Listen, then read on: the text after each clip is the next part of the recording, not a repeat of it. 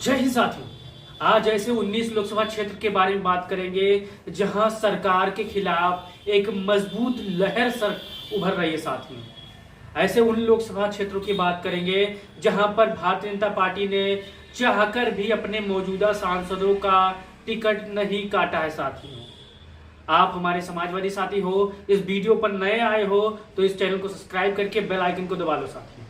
आज उन लोकसभा क्षेत्रों का विश्लेषण करेंगे जहां पर जबरदस्त एंटी इनकम्बेंसी है साथियों, सरकार विरोधी लहर है साथियों, बेरोजगारों का बोलबाला है, नौजवान परेशान है, हताश है साथियों। आज जानेंगे पूरा समीकरण कि कौन कौन वो लोकसभा क्षेत्र हैं, कौन कौन उनके नाम है जो जनता के बीच में 5 साल में एक बार भी नहीं गए साथियों। पहला नाम आता है साथियों आजमगढ़ लोकसभा का साथियों। यहाँ पर जबरदस्त सरकार विरोधी लहर है साथियों। कुछ हजार वोटों से दिनेश लाल निरहुआ ये शख्स यहाँ पर चुनाव जीत जाता है, लेकिन अब 2024 के चुनावी दहलीज पर हम आप आ चुके हैं। जनता परेशान है, त्रहिमाम कर रही है, चाहे वो पेपर लीक का मामला हो, चाहे वो बेरोजगारी का मामला हो, चाहे सुरक्षा के प्रति का मामला हो। सरकार हर विषय पर फेल नजर आ रही है साथियों। इसको लेकर आजमगढ़ की जनता में भारी रोष है साथियों। दिनेश लाल निरहुआ इस बार इनका चर्चा था कि टिकट काट कर किसी प्रत्याशी को लाया जाएगा, लेकिन भारतीय जनता पार्टी और भाजपा के शीर्ष नेतृत्व ने ये नहीं गवारा समझा कि किसको लड़ाए, क्योंकि प्रत्याशी मिल ही नहीं रहा था, तो इसलिए निरहुआ जी को मैदान में भेजा साथियों। लेकिन इंटरनल सर्वे के अनुसार भारतीय जनता पार्टी ये भी सीट हार रही है साथियों।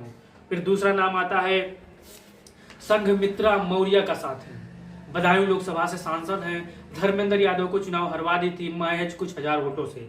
यहाँ पर भी सरकार विरोधी लहर है, प्रत्याशी विरोधी भी लहर है साथियों।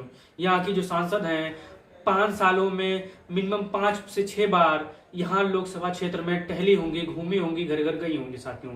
लेकिन चुनाव अब आ चुका है और ये अब घूम रही हैं, तो अब कोई फायदा नहीं साथियों। यानी जब भूख लगी हो तब आदमी को खाना ना दिया जाए, उसके बाद बड़ा बड़ा खाना दिया जाए अच्छा, तो भूख किस फायदा का साथियों। तो यहाँ पर भी सरकार विरोधी एंटी इनकम्बेंसी है, लहर है, बेरोजगारों की संख्या ज्यादा है, पेपर लीक का मामला मुद्दा यहाँ पर भी हावी है साथियों। दूसरे नंबर पर आता है हरदोई का साथियों। हरदोई जयप्रकाश रावत को भी मौजूदा हाल में भारतीय जनता पार्टी ने इनका भी टिकट नहीं काटा। यहाँ पर भी भारतीय जनता पार्टी मुंह की खानी जा रही है साथियों। यानी मोदी शाह का जो आत्मविश्वास है यहाँ पर भी टूट रहा है साथियों। फिर नाम आता है एटा का साथियों। एटा वही लोकसभा क्षेत्र है जहां पर समाजवादी पार्टी मजबूत गढ़ माना जाता था, लेकिन महज कुछ हजार वोटों से यहां पर समाजवादी पार्टी चुनाव हार जाती है। लेकिन राजवीर सिंह को यहां पर चुनाव में फतेह का सामना करना पड़ता है साथियों, जीत हासिल होती है उनको। यहाँ पर भी सरकार विरोधी बहुत ही मजबूती के साथ लहर है साथियों।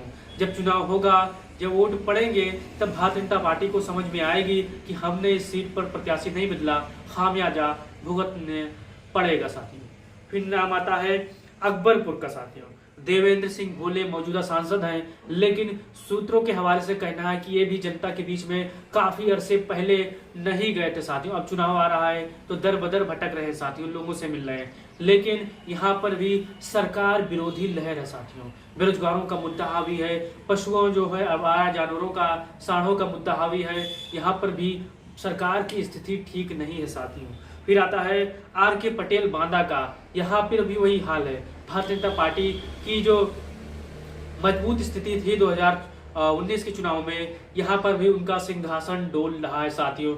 यहाँ पर समाजवादी पार्टी इंडिया गठबंधन को मजबूत बढ़त है साथियों। फिर केसरी देवी फूलपुर का भी यही हाल है। फिर विजय दुबे कुशीनगर का भी वही हाल है।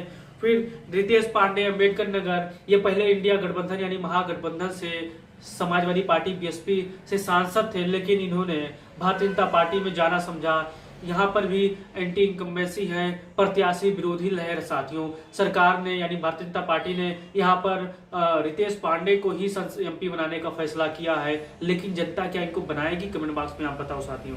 फिर आता है आपका बाराबंकी का उपेंद्र रावत। हाल ही के दिनों में उपेंद्र रावत की एक वीडियो वायरल हुई है साथियों।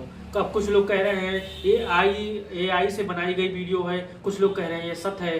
अब भविष्य के गर्भ में है, जनता फैसला करेगी क्या इनका टिकट बचेगा या भारतीय जनता पार्टी इनका टिकट काटेगी, क्योंकि 2 दिन हुए हैं इनको टिकट मिलने में साथियों। फिर आता है मुकेश राजपूत फर्रुखाबाद, इनका भी वही हाल है साथियों। यहाँ पर भी सरकार विरोधी लहर है बहुत मजबूती के साथ। फिर आता है संगम लाल गुप्ता प्रतापगढ़, यहाँ पर भी समाजवादी पार्टी इंडिया गठबंधन को बहुत ही मजबूत स्थिति है यहाँ पर। परवीन निषाद संत कबीर नगर, ये वही शख्स है जिन्होंने गोरखपुर में समाजवादी पार्टी और बीएसपी ने सहयोगी होकर यहाँ पर गोरखपुर से भारतीय जनता पार्टी के प्रत्याशी को चुनाव हरवाया था, इतिहास बनाया था। लेकिन परिस्थितियां कुछ और रही, जो ये भारतीय जनता पार्टी में शामिल हो गए और संत कबीर नगर से एमपी बन गए। लेकिन हाल अब दूसरा है, वो साल दूसरा था, ये हाल दूसरा है साथियों। यहाँ पर भी लाले पड़े हुए हैं वोटों की साथियों। यहाँ पर भारतीय जनता पार्टी ही मुंह के खाने जा रही है साथियों। फिर नाम आता है सीतापुर का राजेश वर्मा का, फिर रेखा वर्मा, रमेश बिंद, यानी सीतापुर, धरोहरा और भदोही, यहाँ पर भी स्थिति ठीक नहीं है भारतीय जनता पार्टी के साथ में। फिर राजवीर सिंह दिलेर हतारस से, इनका भी वही हाल है जो 19 प्रत्याशियों का है। अशोक मिश्रिक से है, इनका भी हाल बहुत खराब है साथियों। आप भी कमेंट बॉक्स में बताओ, क्योंकि जिस हिसाब से भारतीय जनता पार्टी ने इन प्रत्याशियों का टिकट नहीं काटा, यानी भारतीय जनता पार्टी जो है बहुत ही परेशानी की स्थिति में है। वो 80 का नारा तो दे रही है, मीडिया वाले भी सच करने में तुले हुए हैं, यानी भारतीय जनता पार्टी कह रही है अब की बार 80 पार, और भारतीय जनता पार्टी का जो बेचारा मीडिया है वो भी चिल्ला रहा है अब की बार 80 पार। लेकिन जो जमीनी हकीकत है साथियों, वो हम आप ही रूबरू होंगे। यहाँ पर अगर हिंदू मुसलमान का मुद्दा हावी नहीं हुआ इन 19 सीटों पर, तो भारतीय जनता पार्टी 50-50 हजार वोटों से यहाँ पर चुनाव हारने जा रही है साथियों। बीजेपी की पहली लिस्ट में मोदी शाह की जो आत्मविश्वास होती है साथियों, एक ऊर्जा होती है, वो यहाँ पर एकदम खत्म हो रही है साथियों। यानी आत्मविश्वास में अब वो बल नहीं रहा जो पहले जो मंदिर उद्घाटन किए थे उसके बाद थे साथियों। अब आप हमारे समाजवादी साथी हो, इस चैनल को सब्सक्राइब करके बेल आइकन को दबा दो, अपनी राय जरूर दो साथियों, क्योंकि आपका राय सर्वप्रथम है साथियों। अपनी प्रतिक्रिया जरूर इस वीडियो में दीजिएगा साथियों, तो वीडियो शेयर करिएगा।